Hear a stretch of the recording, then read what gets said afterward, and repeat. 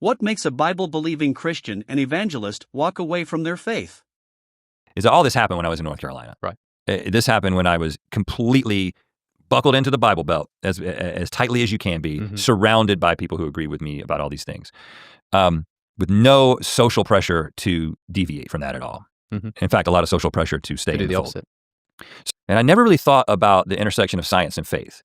I think the way that I would have described it is, I think that most scientists are not Christians. Most scientists are atheists, and they've come up with some pretty wacky ideas to try to explain the world and why people are the way that they are, why the world is the way that it is. And they're mostly just desperate attempts to explain the world without God's involvement. So that whole thing about evolution and how long the world has been here, that's probably all BS. But I didn't think about it any more deeply than that. If evolution isn't true, how do we explain the overwhelming archaeological evidence? But God was creating new batches of creatures, special creations at different stages throughout the history of the world. Whoa. And then ultimately resulting in the creation of people. So why? Great question. Great question. So I remember thinking as I'm reading this, I'm like, it's the first time I ever thought about there being some reconciliation between what we observe in science and my belief about the world. And I just remember thinking, this doesn't feel like a good explanation. Yeah, it's like God is just sort of doing little trial runs or something. Right. I mean, what does that say about God is what I was thinking. Yeah, it gets there eventually. That is a little bit strange. At that point, I realized how wrong I could be about something so fundamental. Yeah. And I never, ever considered that I might be wrong about something so fundamental. And then, not only was I wrong, but all of these Christian apologists who were so sure about their critiques of evolution, they had missed the boat so significantly on this that suddenly I was like, can I trust anything else they've got to say about this? Rhett McLaughlin, one half of the comedy duo behind Good Mythical Morning and the hit podcast Ear Biscuits, was once a devoted Christian and even a full-time evangelist. In this thought-provoking conversation with Alex O'Connor, Rhett opens up about his journey from faith to doubt, and ultimately to atheism. What caused one of the internet's most beloved creators to walk away from his Christian beliefs? This isn't just a deconstruction story, it's a deep dive into evolution, theology, and the cost of asking hard questions. So at some point, you go from not just Christian, but really involved, professional Christian, as you put it, to now where you are. Where does this start? So in my early 20s, the first couple of years out of school, I'm an engineer, civil engineer. I'm still very involved in Campus Crusade at the time. I'm not having that many existential questions about it. If anything, I'm thinking about how I'm moving towards being a professional Christian because my wife was still in college at the time. And so Link and I had kind of, we'd been best friends since first grade, 1984. So we kind of knew what we were working towards. And the idea that we were going to develop this ministry where we got to be funny and make our comedy videos. And we were really trying to find a way to do the thing that we loved for the cause that we loved. So it sort of started as with God in the periphery here of like with all the video stuff, and it's all sort of directed towards, at least subtly to some degree, evangelism. Yeah, definitely. And I think it was a way to have my cake and eat it too, because I really wanted, like we are entertainers at heart. We wanted to be filmmakers. We wanted to make things that, had significance culturally. We wanted to do that from the very beginning. So we always had our minds of like, on this idea that maybe we'll kind of, we can use this ministry, or we can have a ministry where we're doing these things that we love, and then maybe something that we make will be impactful enough so that we could one day, maybe we'll move to Hollywood and maybe we'll have a ministry there just through the things that we create. That was sort of the thought in the early days. So shortly after the engineering stint, go on staff with Campus Crusade. At that point, you're going to the staff training and you're taking the seminary classes and your initial, and I was always I was not like a super deep student of theology, but I would say moderately deep. And there were certain ideas that I would gravitate towards and things that I like to think about and talk about. At that same time, I was given a book, and I never really thought about the intersection of science and faith. I think the way that I would have described it is, yeah, I think that most scientists are not Christians. Most scientists are atheists, and they've come up with some pretty wacky ideas to try to explain the world and why people are the way that they are, why the world is the way that it is. And they're mostly just desperate attempts to explain the world without God's involvement. So that whole thing about evolution and how long the world has been here, that's probably all BS. But I didn't think about it any more deeply than that. I wasn't like a staunch young earth creationist. I didn't think about that issue in particular. But I picked up a book from an astronomer, Hugh Ross. And I'm sure, I've mentioned this before, and he has a Christian ministry that is like very anti-evolution, but very pro old universe from the standpoint of astronomy, which, obviously when you look at all the astronomical evidence and the speed of light and the size of the universe and all this stuff, okay, the universe has been around for probably as long as the scientists are saying. But then he went on to essentially say that, but all truth is God's truth, and this is totally compatible with the Bible. But just so you know, evolution didn't happen. He was a proponent of something called progressive creationism, which essentially was, yes, the world has been around for as long as the scientists say. Right. And these fossils we find are legitimate fossils that are approximately the date that they're saying they are. But God was creating new batches of creatures, special creations at different stages throughout the history of the world. Whoa. And then ultimately resulting in the creation of people. So why? Great question. Great question. So I remember thinking as I'm reading this, I'm like, it's the first time I ever thought about there being some reconciliation between what we observe in science and my belief about the world. And I just remember thinking, this doesn't feel like a good explanation. I've never heard of somebody. I mean, I'm sure I've met someone who probably believes that the Earth is old and the universe is old, but maybe is suspicious of evolution.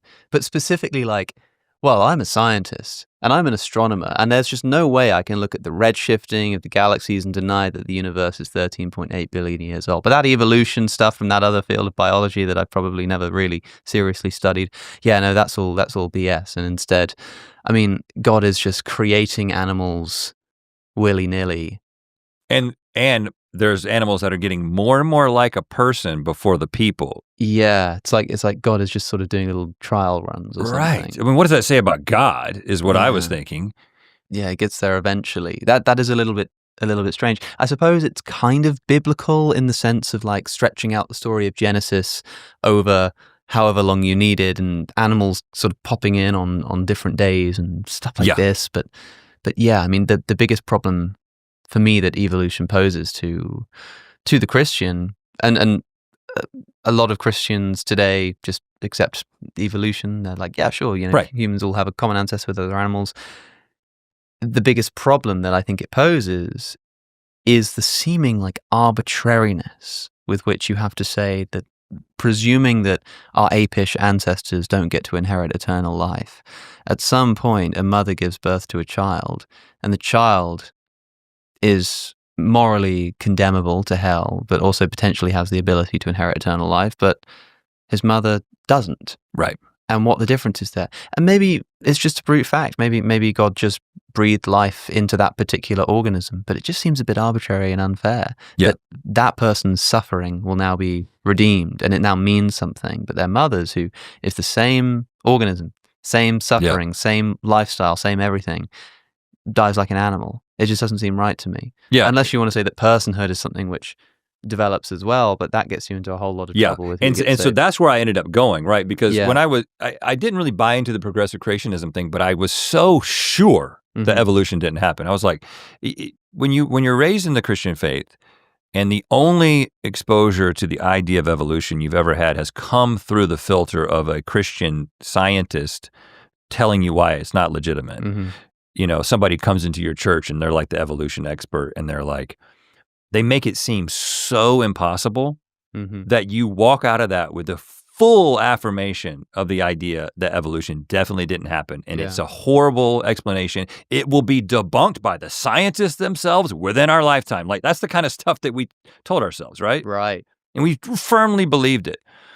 But because of this proposal, this progressive creationist idea, because the age of the universe and the age of the earth, from a geological, I've always been interested in geology, but from a geological standpoint, I was like, oh, well, this is inescapable. Like, this isn't, like, the way that Answers in Genesis has framed this issue is, I mean, I'm not gonna say it's definitely disingenuous. I think they really just believe that it has to, you know, be consistent with the Bible, and so they're just willing to just completely reshape everything that they're seeing in light of that. But I essentially was like, well, this doesn't make any sense. So then the idea of considering evolution, which just felt, I was like, am I actually about to do this? And I was like, well, I think C.S. Lewis believed in evolution. You know, you start saying these things like, but there's a lot of Christians who are like theistic evolutionists, and okay, so maybe there's something to this. So I read Francis Collins' book, The Language of God. And the thing that I took away from that book was that, well, evolution happened as well. And you know, he touches on it a little bit. He talks about, in that book, I think he talks about the second chromosome, the fusing of the second chromosome. I think he talks a little bit about retroviruses, and essentially, you know, we've got the marks of the same retroviruses on our DNA that chimpanzees do. And there are just these, again, there's no other way to see it. Just like inexplicable data. Right. It's like if we're not related to every other animal on Earth, well, God certainly tried to make it seem like we are. Yeah.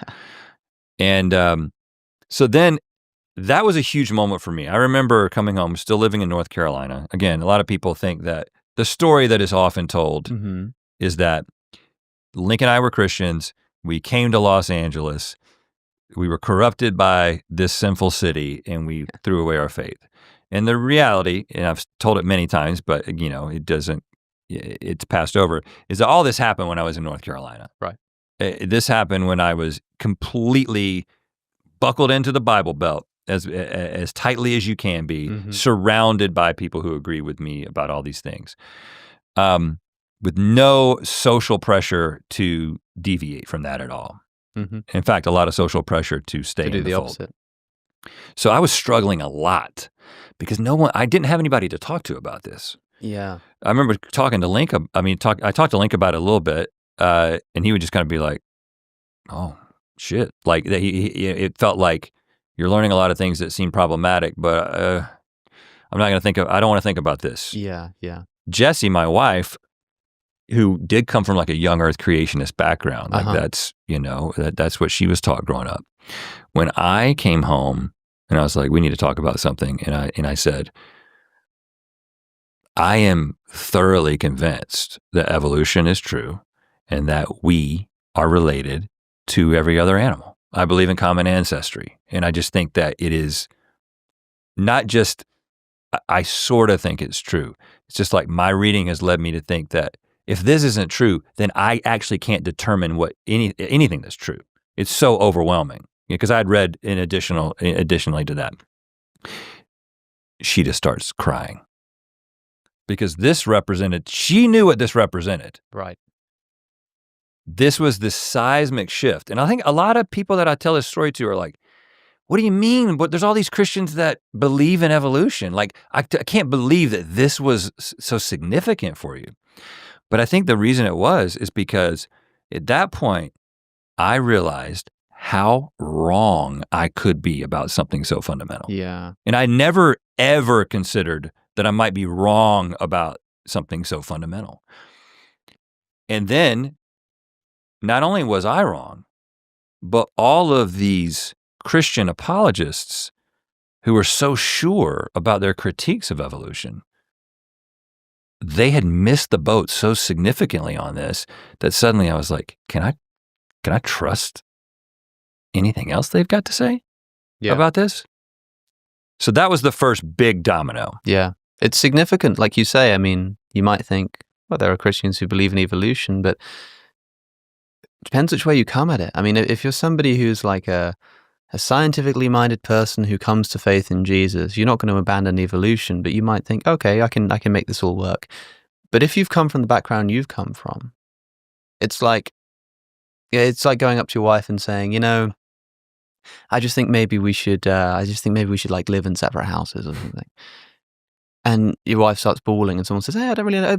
Some people do that. Some married couples, they live apart." And stuff. It's like, yeah, but what it represents to move from where we are now and the way we were living to having this kind of question or this kind of desire indicates a direction of thought. Yeah, which you don't really want to entertain. Rhett McLaughlin's journey from Christian evangelist to atheist is both honest and heart-wrenching, revealing how intellectual tension can lead to spiritual crisis. His struggle with reconciling scientific findings, particularly evolution, with a literal interpretation of Scripture highlights a common challenge many believers face. But it's crucial to understand, rejecting young earth creationism does not mean rejecting the Christian faith. Historic Christianity allows room for robust dialogue between science and faith. Many respected theologians and scientists hold to theistic evolution, seeing no contradiction between Genesis and genetics. Rhett's deeper crisis stemmed not just from scientific tension but from a shaken trust in Christian leaders and apologists. His story reminds us that poor arguments and dismissive answers push thoughtful believers away. The church must do better, offering grace, humility, and stronger scholarship. Books for further reading *. The Language of God by Francis Collins, a Christian geneticist and former NIH director, makes the case for theistic evolution.